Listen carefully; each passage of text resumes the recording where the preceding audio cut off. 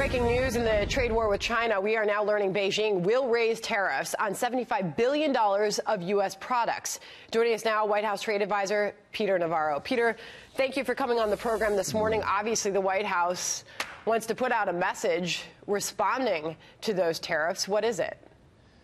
The president has done a remarkable job having this country behind him on the China issue in the last 2.5 years by educating the people about China's acts of aggression, the intellectual property theft, the forced technology transfer, killing Americans with made-in-China fentanyl. What's remarkable to me is as China continues actions like today, it simply reinforces the tough stand that this president takes. From a market point of view, it's nothing in the sense that it was well signaled. I think what's really important today and tomorrow is first today in Jackson Hole, if Jay Powell, the Federal Reserve, assures America that he has their back, the market will finish up 300 or 400 points. If, for example, the European Central Bank follows through on its promise to lower interest rates and engage in easing, that's great for America because a stronger Europe will mean more exports sold to Europe and more growth for America. There's some things at the G7 that are going to be really important. Got it. So two big things. I want to bring our audience along with you as we're watching the China's Dow. the third in the list there. We're 14 by a long minutes. Shot. Yeah, gotcha. We're 14 minutes into trading. The Dow's off 91 points.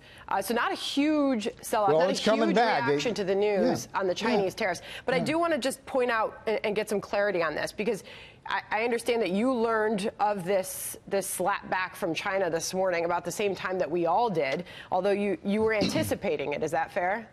Sure. The Chinese side had clearly signaled to us in multiple fora that they would retaliate in some way. The problem, Sandra, they have is we have far more bullets in our gun than they do. I mean, they sell us close to $600 billion worth of exports, and ours is a little over 100. So what does that say about how far this battle, this trade war, if you want to call it that, how far it could go, Peter? Well, I don't call it a trade war. This is not a trade war. A trade war is when two countries are fighting over lowering their tariffs. What we're fighting about with China is to have them stop stealing our intellectual property, taking our technology, dumping products into our markets, manipulating their currency, and having their state-owned enterprises run rampant around the world with massive subsidies. And that's completely fair, and you're getting credit from both sides. You're getting credit from both sides of the aisle for that. Republicans, Democrats, they like the tough stance on China. Many are saying that it is time. But even the farmers who say we back the president on this push on China, they're talking about the pain that they are feeling. And in this announcement from China, Peter, it's an extra 5% on soybean imports to China. It's an extra 10% tax on. It's a 10% tax on the imports of U.S. pork. I mean, there is that short-term pain. Let me address that. Sure. Let me address that directly, because the president has the backs of American farmers. They will not be hurt. We have a large program to make farmers whole, and we're using some of the money they were collecting the tariffs, and it goes right to the farm belt, and that's all to the good. But you know, the big picture here in terms of the macroeconomic effects is, you know, we've had tariffs in place for over a year. We know that China is bearing the burden of those tariffs by having to cut their prices, cut the value of their currency. They're seeing their supply chain hemorrhage out of China, coming back here, going to Vietnam and other places. And we have seen absolutely no impact on consumers. And so the people of this country, Capitol Hill, they're behind President Donald J. Trump with his tough stand on China. All right, and now he makes his way to France tonight. The G7 will be meeting. What's the president's message there? So the message is simply that the Trump economy is based on a great model. It's tax cuts, deregulation, unleashing the energy sector, and having fair and reciprocal trade.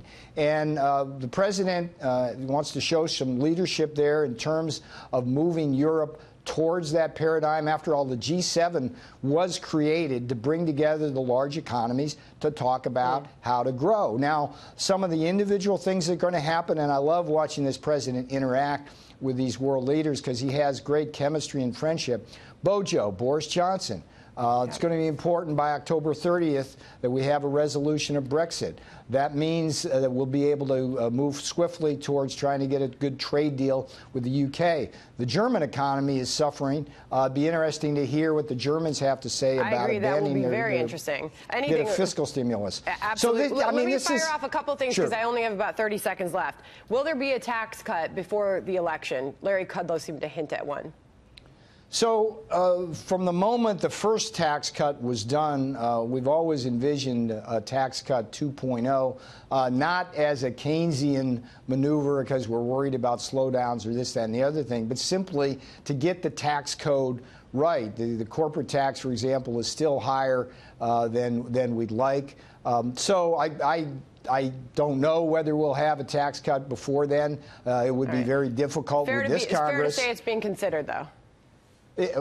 My point, Sandra, is that there's nothing new about that. We've always thought about a 2.0, but it shouldn't be interpreted as any sign that the economy is struggling. We have a very strong economy. Here's why Jackson Hole is important. I've only got 5 seconds left. Finish 5 seconds.